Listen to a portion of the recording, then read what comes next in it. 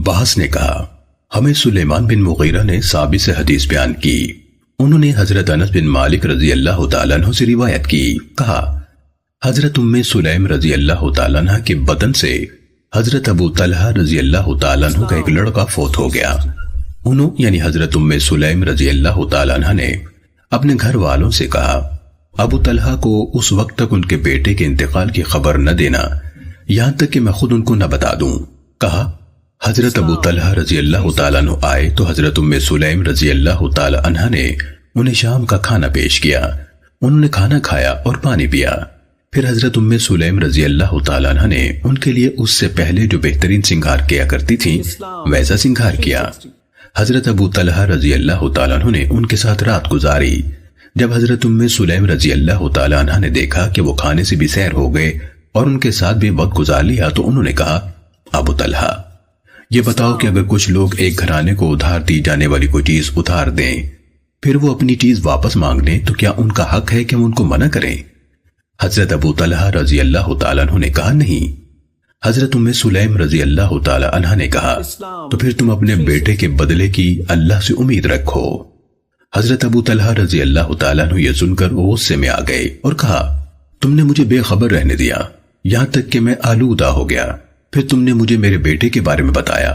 پھر وہ چل پڑے یہاں تک کہ رسول اللہ صلی اللہ علیہ وسلم کے پاس آئے اور جو کچھ ہوا تھا بتایا.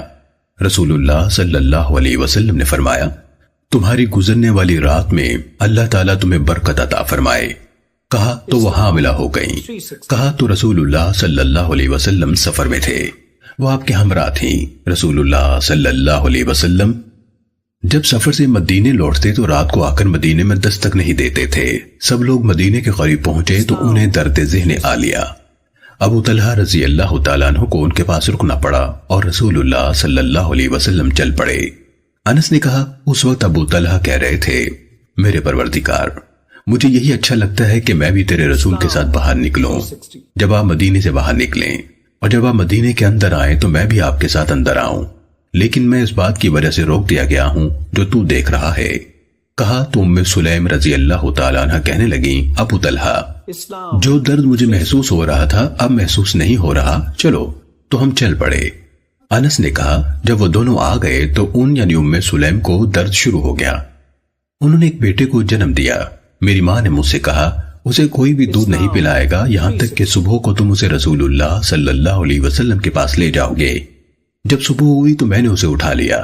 اسے لے کر رسول اللہ صلی اللہ علیہ وسلم کے پاس حاضر ہوا. میں نے آپ کو اس حالت میں پایا کہ آپ کے پاس اونٹوں پر نشان لگانے کا آلہ تھا یعنی آپ خود بیت المال کے اونٹوں کو نشان لگا رہے تھے. جب آپ نے مجھے دیکھا تو فرمایا معلوم ہوتا ہے کہ ام سلیم نے بچے کو جنم دیا ہے. میں نے کہا جی ہاں. کہا تو آپ صلی اللہ علیہ وسلم نے نشان لگانے کا آلہ رکھ دیا. کہا میں اسے لے کر آگے بڑھا اور اسے آپ کی گود میں دے دیا. رسول اللہ صلی اللہ علیہ وسلم نے مدینے کی اجوا میں سے کچھ کھجور منگوائی. پھر آپ صلی اللہ علیہ وسلم نے اسے اپنے دہانے مبارک میں چبایا. جب وہ گھل گئی تو آپ نے اسے بچے کے منہ میں ڈال دیا. بچے نے اسے چوسنا شروع کر دیا. اس پر رسول اللہ صلی اللہ علیہ وسلم نے فرمایا انصار کی کھجور سے محبت دیکھو. انس نے کہا آپ نے اس کے منہ پر ہاتھ پھیرا اور اس کا نام عبداللہ رکھا. صحیح مسلم